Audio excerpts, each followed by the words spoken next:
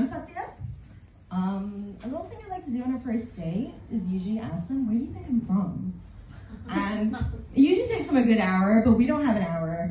I was born and brought up in Scotland, a city called Aberdeen. We've got about 200,000 people there, and about 10 Tamil people. So like growing up, my upbringing, my parents tried to make it Tamil, but like I didn't have the same upbringing as you guys. I didn't see Tamil people until I went to university. I didn't have my first mutton roll until I was 19, guys.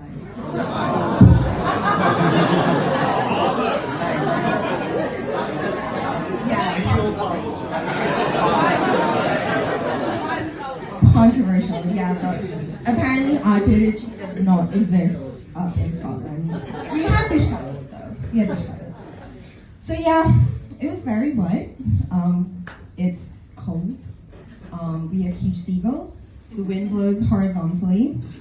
But yeah, being brown is tough enough without having to be like the only brown kid in your year. Probably school. You know, I was trying to be cool, but look, if you guys have seen Never Have I Ever, I made baby fish before. I was a nerd, yo.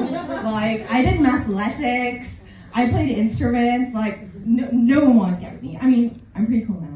I know that's hard to believe.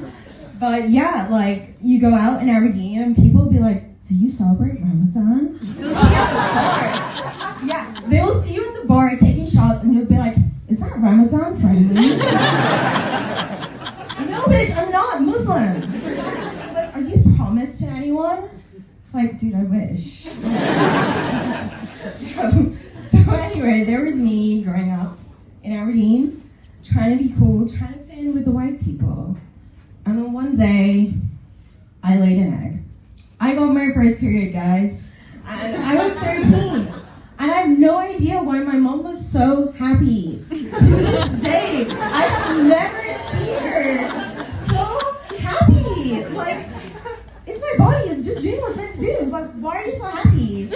So, anyway, I didn't know what happens, like, if you're Tamil and you get your period. Something called a Samapipiri happens. So, yeah, my mom told everyone. She told literally everyone. Like, I had cousins come from London, cousins I didn't even know existed. And when I moved to London, I found more cousins. Trust me, like cousins of cousins of cousins. My mom made me eat really gross stuff, which she got imported from London. These cousins brought them like nalana, cracked eggs in my mouth. Yeah. So yeah, like my mom was excited to tell my around a year. We did it at home, fairly low key. But we don't have somebody with photographers there, right? Like, that's not a niche that we get there. So, my parents hired a Scottish photographer.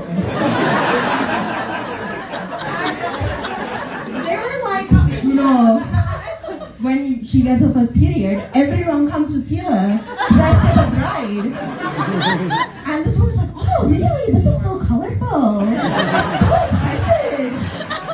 Right? So, like, they kind of didn't tell her the bit where my uncles bathed me in my bathtub full of flowers. They kind of skipped that part.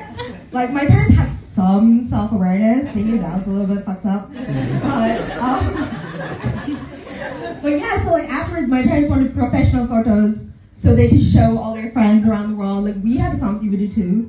We're Tamil. We're not coconuts. So, yeah, so they did that. And yeah, I went back to school. My friends were like, what happened last weekend? I was like, nothing. Like, I saw some of my cousins, they came up, it was fun.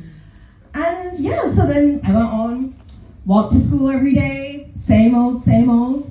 One day I'm walking past the shop window.